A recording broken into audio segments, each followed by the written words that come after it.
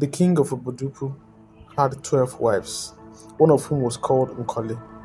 Nkoli was hated by the king and the other 11 wives. Not once had the king ever performed the conjugal act with Nkoli, and although he fulfilled this obligation with all the others, not one of them ever bore him a child.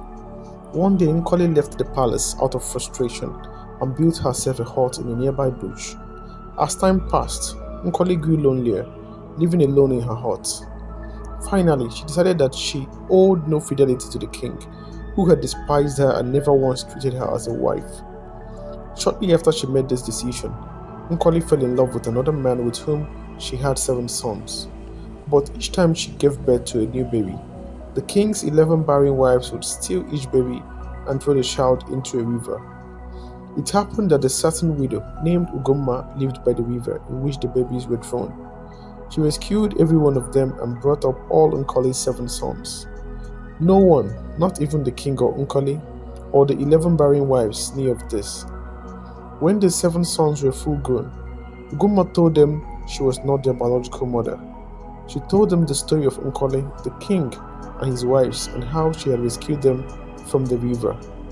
She advised them to go to the king's compound, where they could reinstate and comfort their poor mother for the rest of her life. The 7 sons thanked her for everything she had done for them and set out to see the king. The sons sent word to the king informing him of their arrival. The king was shocked, for he knew that he had never had any children.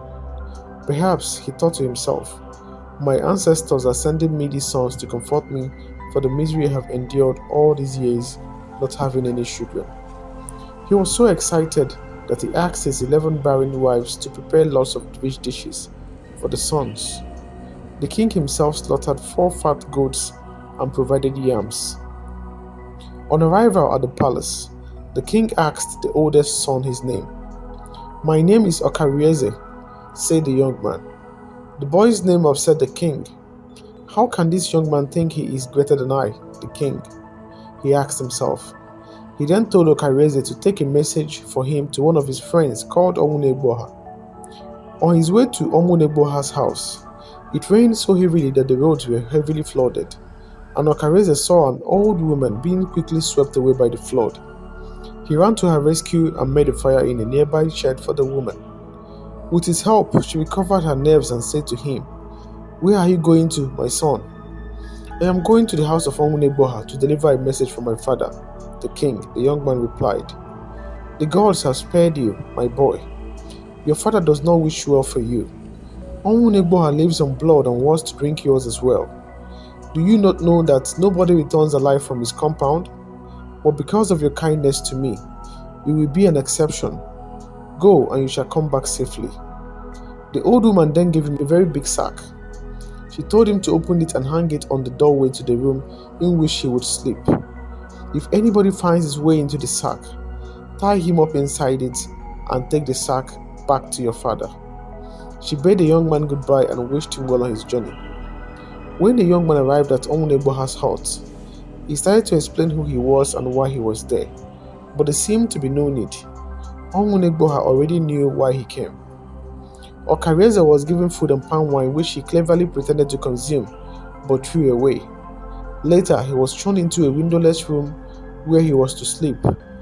Before lying down on the mat provided for him, Okarieze secured the sack according to the old woman's instructions.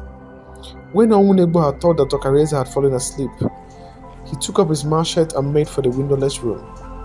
As he got caught up in the sack, Okarieze sprang up and tied him inside it. He put the bundle on his head and returned to the king. On arriving at the palace, he placed the sack before the king.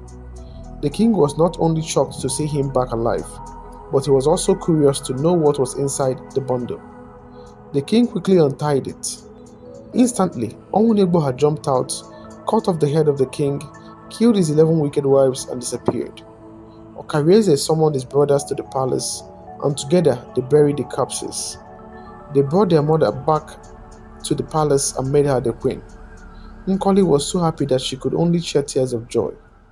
Later on, she said to her sons, "He who is looking for a person to kill is also looking for a person that will kill him."